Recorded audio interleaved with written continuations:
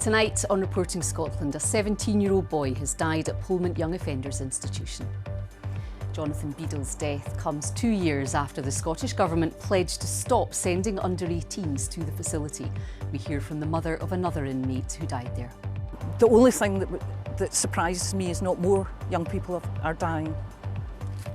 Also on tonight's programme, the UK Government set out its legislation plans in the King's Speech. It includes a headquarters for a new energy company here. A bill will be introduced to set up Great British Energy, a publicly owned clean power company headquartered in Scotland. There was no mention as to exactly where the headquarters might be. We'll have reaction to all of that and more. The fly past in honour of the last surviving World War II Victoria Cross holder who lives in Aberdeen. I'll be live from Royal Troon, where the world's best golfers are getting ready for the 152nd Open Championship. And as ScotRail's emergency timetable continues, I'll have the latest travel advice for anyone planning to get the train to Troon for the Open. Hello, I'm Laura McKeever. Welcome to Wednesday's programme.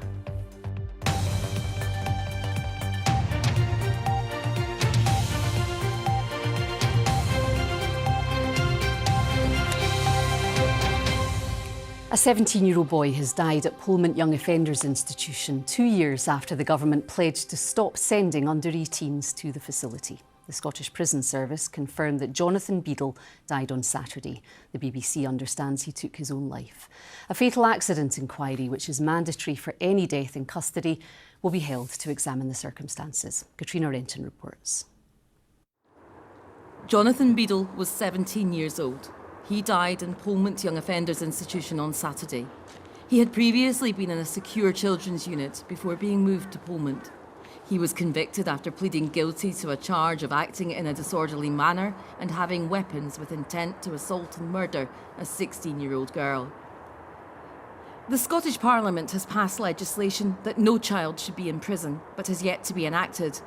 In a statement, the Scottish Government's Minister for Victims and Community Safety, Siobhan Brown, said the Children, Care and Justice Scotland Act, which received royal assent on the 4th of June, includes provisions to end the placement of under-18s in young offenders institutions. She said, "We are working with the Scottish Prison Service and secure accommodation providers to commence these provisions shortly. The decision on whether to detain a child remains with the independent judiciary." Just yesterday, separate legislation passed by Holyrood to incorporate the United Nations Convention of the Rights of the Child came into force. You've met Jonathan. The Chief Inspector of Prisons said the intent for change is there, but it's not moved quickly enough. The law has been changed and also the UNCRC has been enacted. And in reality, I have been campaigning for a long time to get children out of prison custody. This is a child, and they have all the rights of a child. Jonathan Beadle's death comes after 2 fatal accident inquiries were held this year into the deaths of 3 young people who took their own lives in Polmont. William Brown, also known as William Lindsay, was 16 and Katie Allen was 21 when they died in 2018, and Jack Mackenzie was 20 when he died in 2021. Katie's mother, Linda, has been campaigning for change for 6 years. Obviously, I'm devastated. It triggers so much in us. And I'm absolutely devastated for Jonathan's family. I can't imagine, well, I can imagine because I've lived through it myself, what they'll be going through right now and what they'll have to go through in the ensuing years. As Jonathan Beadle died in custody, a mandatory fatal accident inquiry will be carried out in due course. The fatal accident inquiry system in Scotland is broken, as far as I'm concerned. You know, one of the things that Sheriff Collins repeatedly said during our fatal accident inquiry was, how do we stop young people dying in Polmont? That's the question. And despite hearing the evidence of everything's changed, it'll never happen again, it wouldn't happen today, it's happened again. Figures from the Scottish Prison Service last week said there were 9 16 and 17-year-olds in custody in Polmont. A Prison Service spokesperson said every death, whether in prison custody or in our communities, is a tragedy for all those who knew and supported the individual. Katrina Renton, reporting Scotland. King Charles has delivered the first King's Speech of Sir Keir Starmer's government. Of the 39 bills or draft bills outlined, 24 will apply either fully or in part here in Scotland. One piece of legislation sets out plans to establish GB Energy, a new state-owned energy company to be based here in Scotland, although there was no mention of exactly where it will be. There's also a commitment to make devolution work better. Our Westminster correspondent David Porter has more. In the July sunshine, old meets new at Westminster. Change promised in the election campaign, but tradition as well.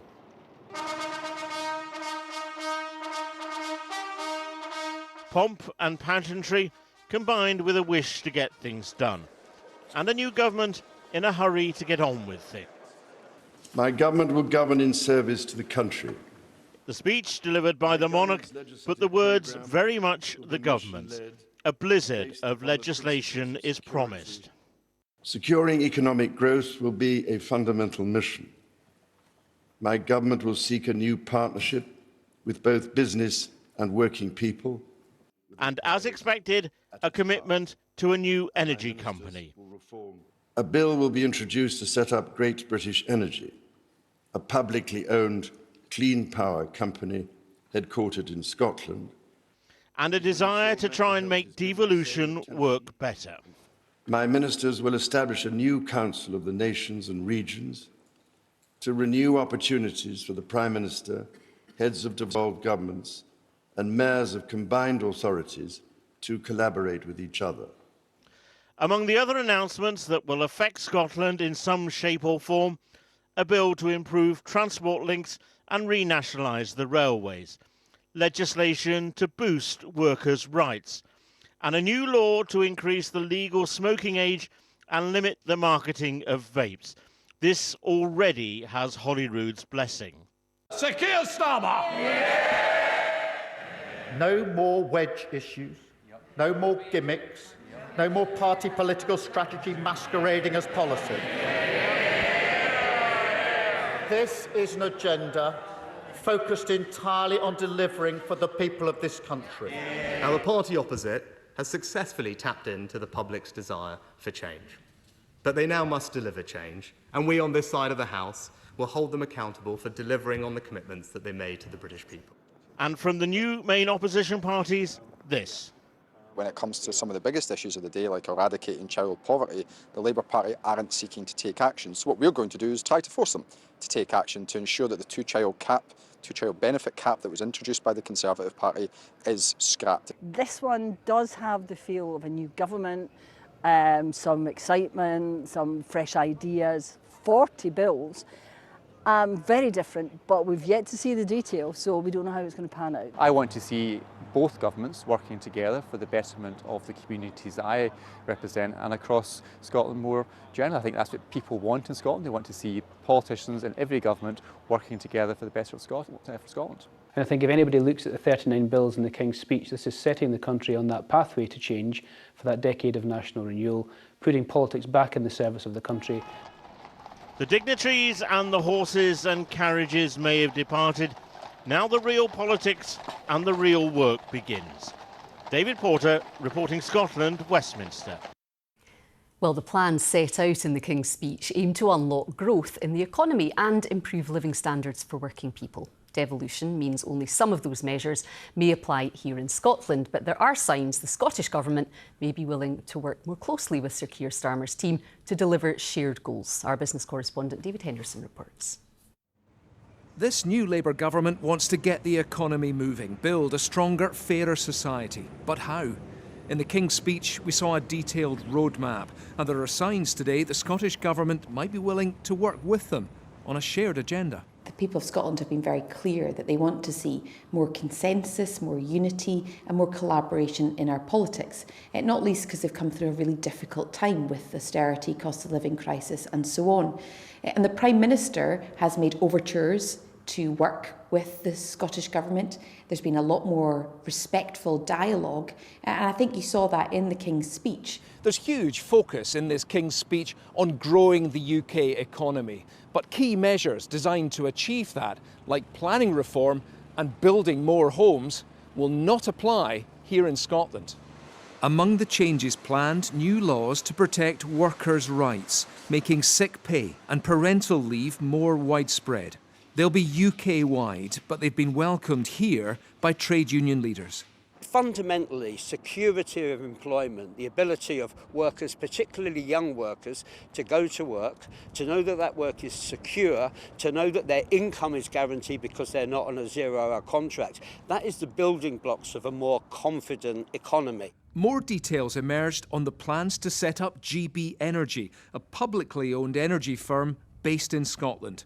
Its job, to invest in renewable energy to cut household bills. What we didn't learn was where its HQ will be sited.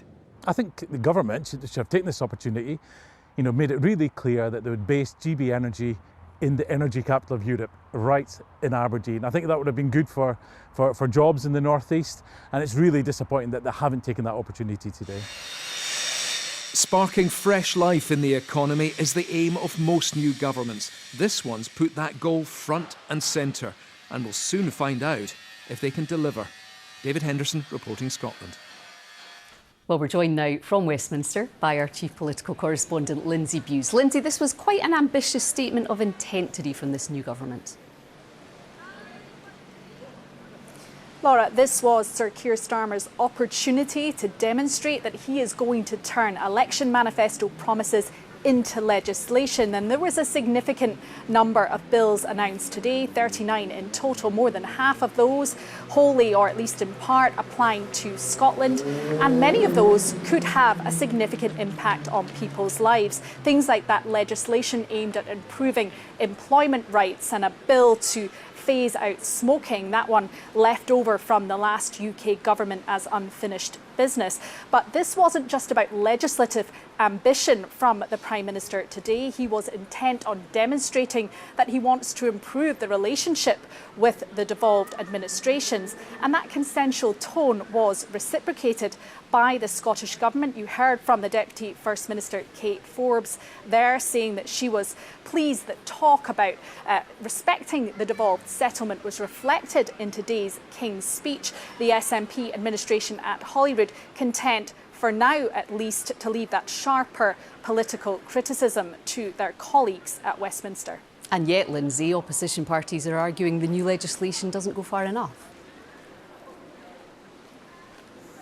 Yeah, there have been calls for more flesh on the bones of some of these policies, things like GB Energy, for example. You heard there calls for clarification of exactly where in Scotland it will be headquartered and how it will work in practice as well. And while the government announced to tackle child poverty, it was going to set up a strategy on that, the SNP Westminster leader Stephen Flynn has been calling for an end to the two-child benefit cap and has been highly critical on that. That is something the Lib Dems would like to see brought to an end as well, and indeed so too does some on Labour's own benches. But the difficulty for opposition parties is making an impact on these kinds of issues when Labour has such a large majority and greater power to dictate the political agenda here at Westminster. OK. Lindsay Bewes at Westminster for us this evening. Many thanks. You're watching Reporting Scotland, our main story tonight.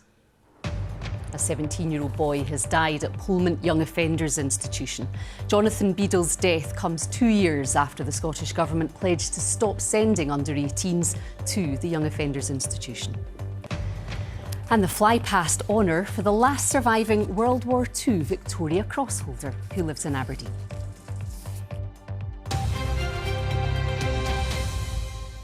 Open Championship begins at Royal Troon early tomorrow, and the excitement is building in the Ayrshire town ahead of the event. Our sports presenter Sheila McLaren has fought her way through the crowds and is there to give us a preview. Sheila, how are preparations going? Hi Laura, well it felt like summer had arrived here a little bit earlier, and what perfect timing down at the beach, and we're getting ready for one of the biggest, if not the biggest, golf events around. Now, fans have come from all over here to see the world's best golfers and also, of course, take in some of that spectacular Ayrshire scenery in the process. But there's plenty for home fans to get excited about as well. Who could forget Robert McIntyre on Sunday clinching the Scottish Open over at the Renaissance Club. He'll come here full of confidence and he'll be looking to win his first major. He was out on the course earlier having a practice round and he was cheered on by all the home fans. Lots of families out looking to see how he's getting on, and of course he'll be hoping there'll be more of the same when the tournament gets underway for real tomorrow morning. This is the 10th time this event has taken place here at Royal Troon, and each time it keeps getting bigger and bigger. They're expecting around 250,000 spectators here over the next few days, generating around £200 million for the local economy. We'll bring you lots more from Royal Troon a little bit later in the sport. We will see you very soon, Sheila. Thank you. And the Open will be a big test for ScotRail's emergency timetable. It's been running a reduced service across Scotland since last Wednesday because fewer drivers than normal are prepared to do overtime. Our news correspondent Jamie McIver has more. Well, tomorrow is certainly going to be very busy. There have been long queues here at Troon Station this afternoon, even though today is just a practice day for golfers. Now, from tomorrow until Sunday, ScotRail will be running extra services between Glasgow and Troon, generally 4 an hour. Full details are on ScotRail's website and app. Passengers should check their whole journey in advance, especially if they have any connections. The emergency timetable, which has been running since last week, generally means there are fewer trains than normal. Trains may not be at the times customers are used to, and the last train of the night may be earlier than usual. Now, the situation this Sunday coming is bound to be watched with close interest. Last Sunday, there were still some 100 or so short notice cancellations on ScotRail, even though the emergency timetable is designed to provide more reliability. Any changes this Sunday will also be communicated online. Turning to the pay dispute itself, there are still no signs of progress. The RMT opens a strike ballot tomorrow. ASLEF, the drivers' union, announced one yesterday. They could be weeks away from industrial action. Jamie McIver there. Now, the bravery of Britain's last surviving World War II Victoria Cross holder, who's from Aberdeen, was marked with a commemorative flyover this morning. 80 years ago today, John Cruikshank, who's now 104, was awarded the highest military honour for his role in sinking a German submarine in 1944. Events were also held in Shetland for another VC recipient, David Hornell, who died during the war. Our reporter Ben Phillip has the story. Lieutenant Cruikshank, heading for his own VC. He was decorated for, I quote, one of the finest jobs in the annals of the RAF. John Cruikshank was just 24 years old when his name was enshrined into military history. He was the captain of a Catalina flying boat based out of Sullom Voe in Shetland. Constantly on the lookout for submarines, the Catalina takes off to spread. His mission, hunt and destroy German U-boats. This morning, a Catalina aircraft flew over Mr. Cruikshank's home in Aberdeen to mark 80 years since he was awarded the Victoria Cross. He enjoyed the moment privately, while crowds gathered to see the spectacle. What a fitting tribute to a war hero. Absolutely marvellous. Thoroughly enjoyed that. Incredible. I think it's quite an honour to have him living in the neighbourhood. The aircraft arrived in Aberdeen yesterday from its base at the Imperial War Museum. It's a very important point that we don't forget the past history and that we do pay tribute to those people who made that sacrifice for us, and in particular David Hornell and John Cruikshank, because they were awarded the Victoria Cross. This is one of the few remaining Catalina aircraft still in operation. These flying boats were widely used during the war, and what John Cruikshank and his crew experienced in one of these aircraft is absolutely astonishing. On the 17th of July 1944, John engaged a German U-boat through heavy gunfire. He sustained 72 injuries, including serious wounds to his lungs and legs. He refused morphine so that he could concentrate on getting his crew back to safety. You don't get involved in that kind of thing thinking of any decorations or any recognition of any type. It was regarded as duty. Today's Catalina flight travelled to Shetland. Wreaths were laid in Lerwick for John's navigator John Dixon, who died during the attack, and also for Canadian David Hornell, another VC recipient who was killed in action. Ever modest, John Cruikshank has rarely spoken of his experiences, but 80 years on, his bravery isn't forgotten. Ben Phillip, reporting Scotland, Aberdeen. OK, time for tonight's sport now, and we are back down to Troon and Sheila McLaren. Thank you, Laura. Yes, hello again from Royal Troon, where the world's best golfers have converged here on the Ayrshire coast for one of the highlights of the sporting calendar, the Open Championship. This is a place steeped in golfing history, where past winners include Arnold Palmer and Tom Watson, and more recently it was the scene of one of the greatest battles in golf when Henrik Stenson pipped Phil Mickelson back in 2016. But who will be the 152nd name inscribed on the famous claret jug? Well, our sports news correspondent Chris McLaughlin has been taking a look. In the Ayrshire sunshine, practice. Practice looking for perfection and hoping for history. This old course first held the Open Championship in 1923. Golf runs through the very sand dunes in Troon, and it has done for a very long time. The world has changed, of course, since then, but this place remains the same. It draws huge crowds and the best the golfing game has to offer, including the man Scotland hopes can become the first homegrown player to lift the claret jug since 1999. Bob McIntyre, fresh from his Scottish Open win, has no expectations, but it's possible. Tomorrow we all start off from level par. I've got as much chance as everyone else in the field. Same Thursday last week, I had the same chance as everyone else, and it's just about getting in that position on Sunday and seeing where the cards fall. all the big names are here. It's golfing royalty at Royal Troon. You know, course is in great shape, and obviously we've got a amazing field as these major championships produce now. It's the only time, 4 times a year that we get everyone back together. So yeah, looking forward to the week. 250,000 fans are expected over the coming 4 days. It's a championship that seems to get bigger every year, drawing crowds from far and near. Where are you from? Halifax, Nova Scotia. New Scotland. Perfect. Yeah. So you're enjoying old Scotland? Absolutely. Been coming here for over 30 years to play golf, and saw my first Open in 2005. Fabulous. It's just gorgeous. We've been over for a week. We're staying down in Rockcliffe down the south coast. Yes. And yes, we drive around. We're not touring around the area. I mean, weather like this is just stunning. It certainly helps. I mean, so far the week's been glorious weather-wise. Yes. But it's great. It's just a really, really lovely part of the world. I'm used to walking it anyway because I live here locally, so I walk along the beach and cross over, but it's great. It's just lovely. Mm-hmm. It's such a good vibe, and it's so buzzy in the town, so it's good. And in the midst of the crowds, always practice. In this game, it doesn't come bigger than the Open. Troon awaits its latest winner. Well, Chris joins me now. Chris, you've covered plenty of Opens, and as you said there, it just keeps getting bigger and bigger, doesn't it?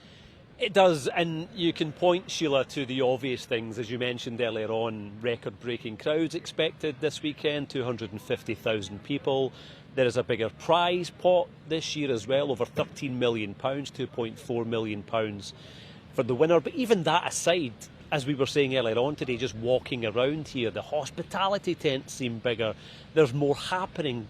Today, obviously last practice day, there seemed to be even more people around than usual. So you're right, this is a sport that is awash with money at the moment. Let's not forget that. It's a big interest because it's here in Scotland, the home of golf. There's always foreign interest in that. So it's kind of the perfect storm, really, for Troon in that regard, I think. We've spoken a lot about Robert McIntyre. He's clearly the homegrown favourite, but what other Scots are in contention this week? Yeah, so we've got Bob McIntyre, the obvious Scot to look out for. 3 others, Ewan Ferguson, who missed the cut at Hoylake last year. We've also got 2 amateurs, 2 debutants. Callum Scott from Nairn qualified just last week. And also Jack McDonald, the local. What a roar there will be for him, I think, tomorrow morning. He kicks it all off, or tees it all off, at 6:35, also a qualifier recently. So yeah, look, Bob McIntyre seems pretty confident, saying today no expectations, he's just going to see what happens. That seems to be working for him right now. 4 Scots in contention or in the field, probably really realistically only one in contention, and that's McIntyre. Yeah, lots to get excited about for everyone this weekend, and it all gets underway tomorrow morning. We'll bring you all the updates from Royal Troon across all our platforms over the next 4 days. Indeed, Sheila, a good few days ahead. Thank you for now. Well, I happen to have someone here who can tell us how the weather will be in Troon and elsewhere. How's it looking? Well, temperature-wise looks all right. It was 21 degrees today and around about average over the coming days, but a lot of cloud around, has to be said. Bit of rain tomorrow as well. Today, we had some warm sunshine, 22 degrees in Edinburgh and Glasgow. More cloud tomorrow, though. Thanks, Laura. Very good evening to you. We had a mixed picture today. A lot of cloud around at times, some high cloud, bit of hazy sunshine, and 1 or 2 spots of rain. This is the satellite and radar. You can see most of the wet weather was across the Highlands and Islands, but if you avoided the cloud and had some sunshine, what a lovely day it was. Completely different compared with yesterday for the likes of Orkney and across eastern Scotland after all those torrential downpours we had yesterday. So into this evening, we've got a lot of dry weather, but the cloud will build from the west and the rain will arrive as well. For all, quite a close feel overnight. Temperatures holding in the low teens, 13 to 15 Celsius as the overnight low. So to tomorrow, we have high pressure nearby. We also have low pressure nearby. This weather front trying to move in. So a lot of cloud around to start Thursday with some outbreaks of rain almost anywhere, really. It should improve, and by that, I mean it will dry up. But we're left with a legacy of clouds, so pretty overcast into the afternoon. And outbreaks of rain continue in the west, anywhere really from the Rins of Galloway towards the far northwest. So mid-afternoon, showery in the west, including Troon. Further east, it's drier, and hopefully that cloud will break at times, some sunshine coming through. Temperatures down a notch on today, but 20 degrees and sunshine, not bad. And you can see the edge of that cloud there, so perhaps brightening up across the Western Isles. Bit of cloud through Orkney and Shetland, more of a breeze in Shetland too. Tomorrow evening and tomorrow night, still cloudy with some outbreaks of rain. Dry for a time, but you can see behind me more rain on the way, because looking ahead towards Friday, once again it's fairly cloudy and quite misty and murky around some parts of the southwest coast and across the Galloway Hills. Through towards the afternoon, that cloud will break, some sunshine will develop, lifting temperature to 21 degrees, but you can see that rain there edging in towards the Hebrides, and that will move eastwards overnight into Saturday. So this weekend, a tale of two halves. Saturday, cloudy and wet. At this stage, Sunday looks the better of the 2 days, drier with increasing amounts of sunshine. That's the forecast for now. OK, Chris, thank you so much.